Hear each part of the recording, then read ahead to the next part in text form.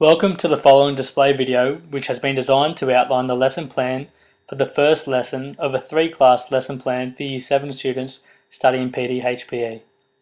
The idea of these sequential classes is to all work together to interrelate and progress the ideology of each outcome to provide an elaborate understanding for the students. The first lesson's primary focus, which this video will outline, is focused on the New South Wales Board of Studies PD/HPE Syllabus Outcome 4.7, which is as follows. A student identifies the consequences of risk behaviours and describes strategies to minimise harm, with the main focus being on the syllabus point of exploring risk. This first lesson will be followed up with a second class focusing on Syllabus Outcome 4.6. A student describes the nature of health and analyses how health issues may impact on young people, delving into the crucial topic of drug use. And for the final lesson, students will be targeting Syllabus Outcome 4.7. A student identifies the consequences of risk behaviours and describes strategies to minimise harm, directly focusing on exploring the strategies to minimise this harm. For the first lesson, by focusing on primary objective of exploring risks, students will engage their learning through the use of including the three general capabilities of literacy, numeracy and ICT, with the inclusion of class discussions, PowerPoint slides, role-play activities, general testing, video analysis, worksheet activities, debates and simple homework tasks. Students will be able to receive the lesson learning outcomes using formal and informal assessment to indicate where each student's level of understanding is at. Good morning, ladies and gentlemen. As you can see on the desk, there's a little envelope. I'd ask you all not to touch it until the conclusion of the lesson.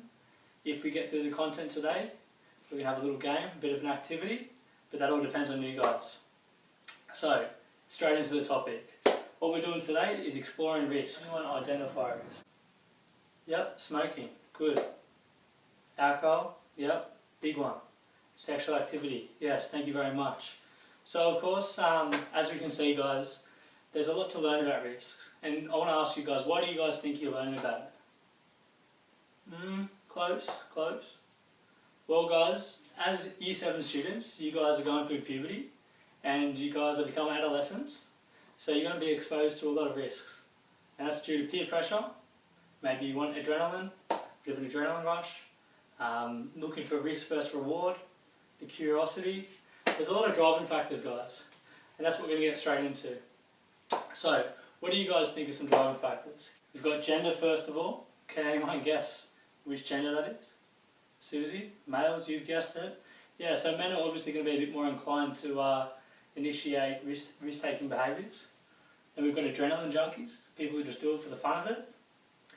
Then we've got incomplete brain development, which unfortunately is you guys. As adolescents, you guys obviously don't have fully developed brains, so you guys can be a bit irrational at sometimes. We've got social groups, which as I said before, peer pressure, social norms. We've also got cultural backgrounds, which could be influenced by religion, or could be influenced by just your ethnicity, race, etc. Then we've got employment, so low income employment or just no employment at all, you're generally going to be more inclined to these risk-taking behaviours. Low education, yeah, of course, that's a big one. And mental health, guys, that's obviously a huge one.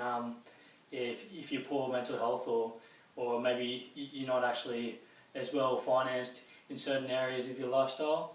And then there's obviously substance abuse, which is drug abuse, alcohol, marijuana. It can be all those type of the drugs.